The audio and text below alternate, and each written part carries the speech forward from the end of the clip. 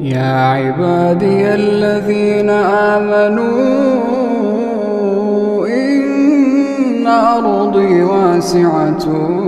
فإياي فاعبدون كل نفس